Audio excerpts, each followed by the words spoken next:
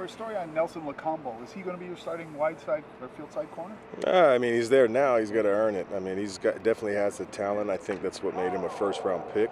He made some good plays there yesterday for us at that spot.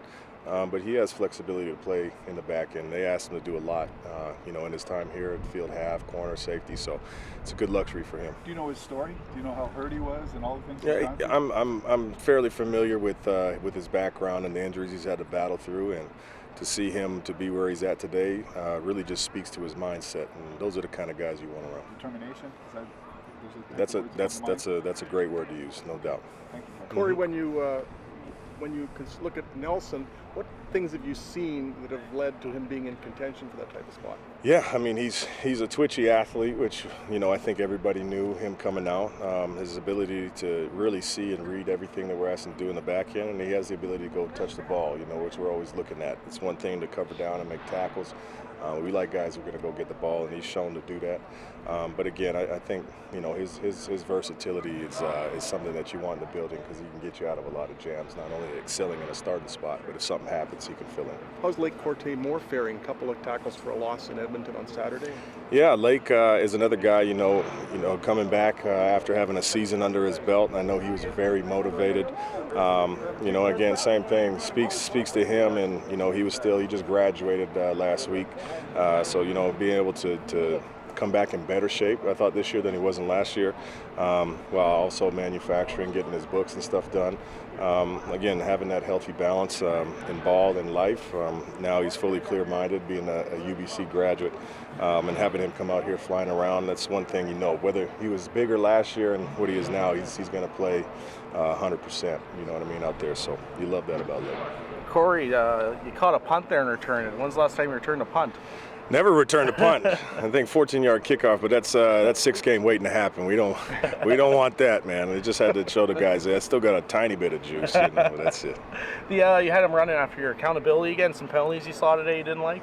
Yeah, just our standard, and I think they understood that. We have to be better in that regard, and it's not. I really probably didn't have to say anything about it. The players were already talking about it, so.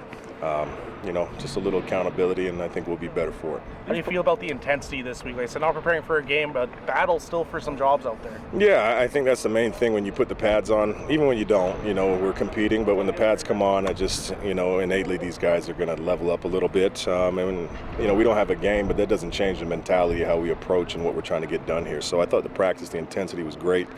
The compete level was awesome. The offense had a great day today. Really happy with how they performed. And it just, again, puts it on tape so the defense knows, hey, we're down one. What are we going to look like tomorrow? You have experience in both leagues. What is the adjustment from the NFL to the CFL like for a player? I think it's position-based, but, on a broad scale, I think just scheduling, what it looks like on a day-to-day requirements and understanding the time that we're allowed to have these guys here in the building during the season. You have to be laser-focused. We're not going to be here. The NFL is going to go an extra few hours, so we only have them a certain amount of time. And then, what do you want to do extra outside of being here? These things you can do on your own, film study, being in the weight room, nutrition and stuff like that. But we have everything we need here for those guys to accommodate. But as far as play on the field, I think it's position-based, just understanding different rules of the game. And the nuances, the wider field and whatnot. By now, 3 weeks into training camp, do those former NFL guys seem like natural CFLers now, or is there still that learning curve? Yeah, no, I think for the most part everybody's adjusted. It's just now, as they get deeper into offensive concepts from a defensive standpoint, just understanding how they're trying to attack you and see how you react to that stuff. Defensive line-wise, and the trench playing for the offensive line, a lot of the stuff is pretty much as similar. It's outside of the yard off the ball, so just aiming points and contact points, just and pass rushing skills and hands and timing and stuff like that's a little bit different. But from a blanket at this point, everybody should be ready to rock. What can you tell us about Myers' injury? Yeah, he's dealing with a little bit of a hand injury right now, so kind of unfortunate for him in the timing of that. But what I love about it is he was one of the main culprits today. Talking trash. When the offense going good, and he stays locked in. So you love that about the kid. Coach, is it beneficial to have such a strong competition for the backup quarterback job? Oh, I think so. I think at any position, but certainly that one. when the competition is there, you're gonna get the pressure and the best out of anybody, and at that position, it's naturally just anointed on them, the pressure to perform. So the fact that we can mimic that in camp, I think is a great benefit for our organization.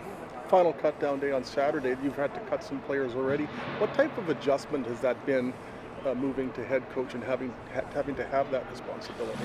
Yeah, I think just having those hard conversations with those guys, it's never been easy. Myself as a player, I sat in that seat before, and there's not so much that you can hear that's going to make you feel any better about the situation. But I just try to be as honest as possible with those guys, and really thank them for their work, because a lot of those guys, specifically at this point and coming up at the end of the week, they put in a lot of work, man. We've asked a lot of these guys, so it's much appreciated from not only myself but everybody in the organization. What is it like to be in that seat? It's never easy. It's not. I know it's cliche, but it's probably the worst part of the job. But it's part of it. It's the game that we chose. We understand what this is. So I think just being as transparent as possible. That's what I probably would have wanted. Being in that seat. So try to accomplish that. Awesome. Thanks, guys. Thanks, guys.